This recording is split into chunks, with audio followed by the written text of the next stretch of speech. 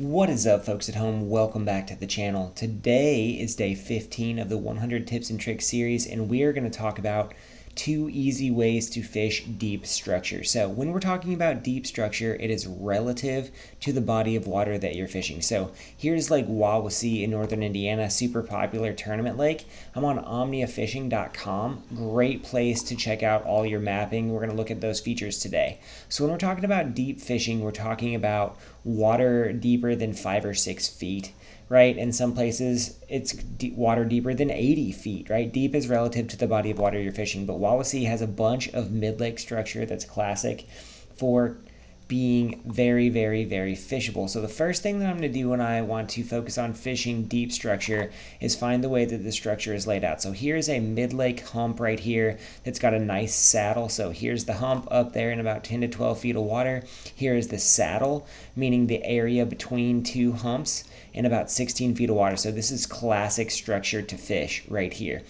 2 easy ways to fish this structure. The first being a jig, right? I am going to sit here in 22 to 28 feet of water. I'm going to cast that half-ounce jig all the way across this saddle, and then I'm going to slowly hop it and drag it back. When I'm fishing structure like this, I'm going to think about using an ebb and flow upgrade jig in half-ounce. I'm going to put a craw trailer on there. You can use a Bait Cave Customs Cave Craw, you can use a Z-Man Helicraw, you can use all kinds of different things, but I'm simply going to fan cast this structure and I'm going to drag a jig.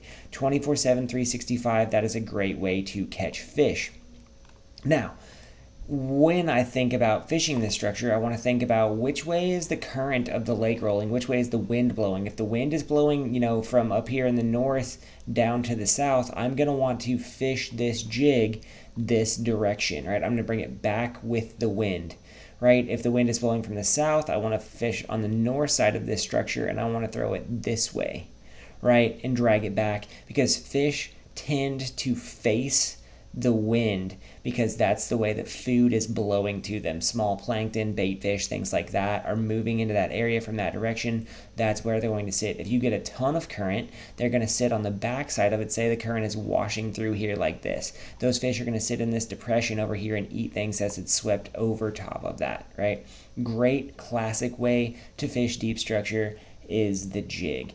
Number 2 is going to be the crankbait. Now, the crankbait is a little bit more of a spotty challenge sometimes in the northern lakes because there's a bunch of grass here, but let's say that I want to fish this area with a crankbait.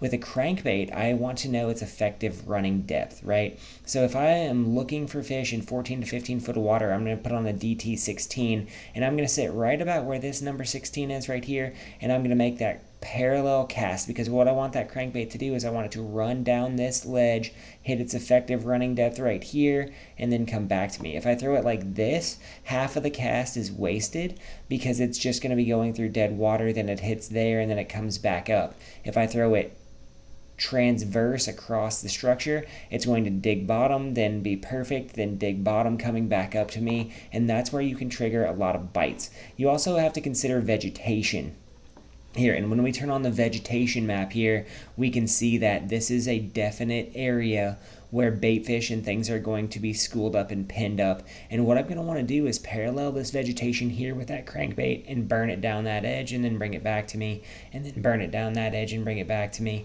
And what I'm going to get is an ambush bite out of a lot of this vegetation. If we look at bottom hardness, another key factor when fishing a crankbait, you see that you've got a hard spot here.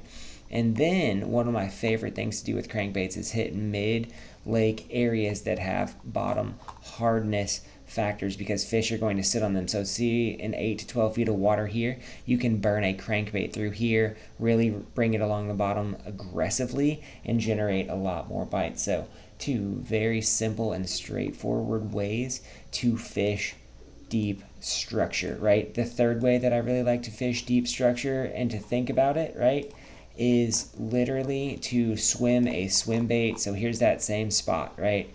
That same spot with that vegetation and that bottom hardness. If you can find a spot that has clear water, right, or clearer water, and you can see that Wawasee is not very clear right now up here, you can really do a good job fishing a swim bait, right? Across all of these structure points and areas and humps, a swim bait is a great way to get bit. Once again, throw it on a 1/2 ounce ebb and flow jig, chuck that bait out there, let it hit the bottom, slow wind it back to you, slow kick. It will do a great job. Guys, if you enjoyed today's video, give us a like, subscribe, let us know in the comment section what you want to see from us in the future. We're back tomorrow with day 16. Thanks for hanging out.